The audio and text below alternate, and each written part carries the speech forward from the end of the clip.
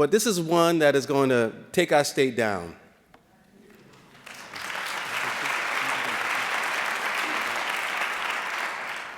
The gentleman right there in the back in the blue shirt, please stand up. Increasingly, residential mobility, ease of transportation, zoning laws, and residential evaluation practices have made us be as much separated by class as by race. Is there anything that we can learn from the past about residential distribution in Grand Rapids? Is there anything that we can learn about this issue from the way we used to do it? Well, I could say give up the car, but that would be killing our economy, which is already dying from the car. But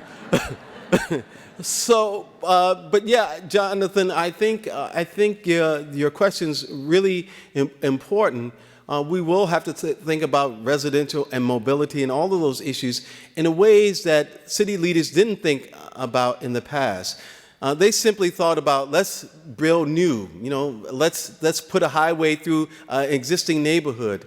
One of the things that I think people ought to know is that in Detroit, in the 1967 riot of Detroit, which has terribly scarred that city, and pundits never talk about this, is that it's in fact because the highway was cut through the heart of an African-American neighborhood where people had small family businesses, had their livelihoods, and they were never repaid for that stuff.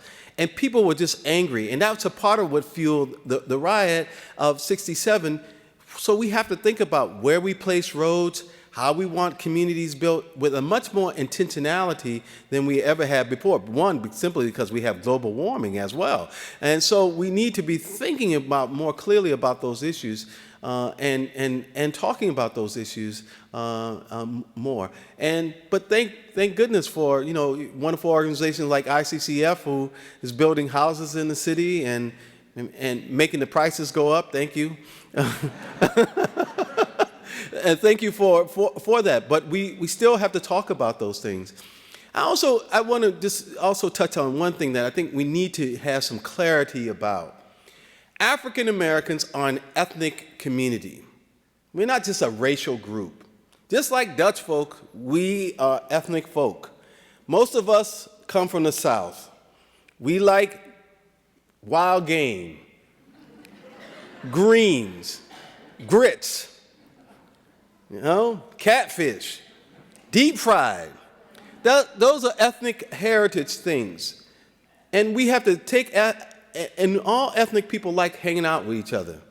There's something wonderful about that affinity, and there's nothing wrong with that affinity. We ought to separate segregation from ethnicity. Segregation is when you choose to look at somebody and say, because they live here, here, and here, and they look like this, they're excluded from having access to the bank when they want to fix their house in the inner city. And I think we need to talk about that, and I think it's wonderful. I mean, I go to the Hispanic festival, the Mexican festival, any festival it is, because I like ethnic people. I'm one. I like teaching at Calvin College. I like being a part of I call myself Afro-Dutch here. I mean, I think that's wonderful. So we need to make that distinction. The law is, as you well know, Jonathan, and the practices are discriminated against a few people, and that's the unfairness, and that's the wrong thing about it.